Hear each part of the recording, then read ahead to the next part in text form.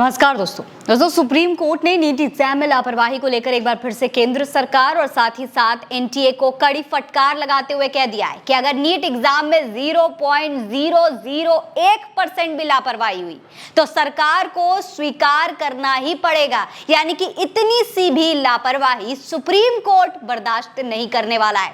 दोस्तों supreme court में दिन बीतने के साथ ही नीट एग्जाम से जुड़े जो याचिकाएं हैं उनकी लाइन लंबी होती जा रही है। सभी की मांग करीबन एक ही है। सब मांग कर रहे हैं कि एग्जाम को दोबारा करवाया जाए क्योंकि एग्जाम में धांधली हुई है, बच्चों के भविष्य के साथ खिलवाड़ हुआ है। उधर एनटीए अपनी गलती मानने को तैयार ही नहीं है और सरकार ने भी चुप्पी साध रखी है। लेकिन दोस्तों अब सुप्रीम कोर्ट सख्त होता हुआ दिखाई दे रहा है। दोस्तों सुप्रीम कोर्ट में एक बार फिर से नीट एग्जाम को लेकर सुनवाई हुई और इस बार घोटाले की जांच किए जाने वाली मांग वाली याचिका पर सुनवाई हुई है। आपको बता दें कि ये केस जस्टिस विक्रम नाथ और जस्टिस एसवी भाटी की वेकेशनल बेंच के सामने रखा गया था। इस बेंच से साफ कह दिया गया है कि अगर किसी की भी ओर से 0.001% की भी लापरवाही हुई है तो उससे कायदे से निपटा जाना चाहिए। जो बच्चे महीनों से दिन रात परीक्षा की तैयारी कर रहे थे उनकी मेहनत को नहीं भूला जा सकता है। उनके लिए ये केस, ये जो जांच है वो होना बेहद जरूरी है।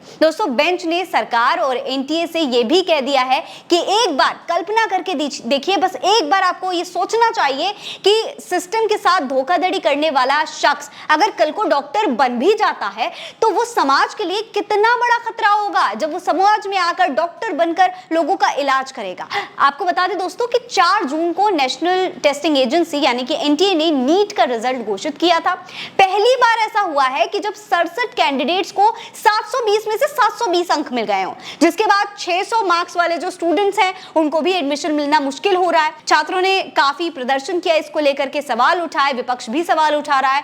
फिर क्या हुआ, 11 जून को 3 याचिकाओं पर सुनवाई करते हुए सुप्रीम कोर्ट ने एनटीए को नोटिस जारी किया था और जो काउंसलिंग है उसकी प्रक्रिया को करने से इनकार कर दिया था। 13 जून को सुप्रीम कोर्ट में केंद्र सरकार ने कहा था कि ग्रेस मार्क्स पाने वाले 15 कैंडिडेट्स के स्कोर कार्ड निरस्त होंगे और बिना ग्रेस मार्क्स के स्कोर कार्ड जारी किए जाएंगे। और अब घोटाले से जुड़ी याचिकाओं को 8 जुलाई को सुनवाई के लिए लिस्ट कर दिया गया है।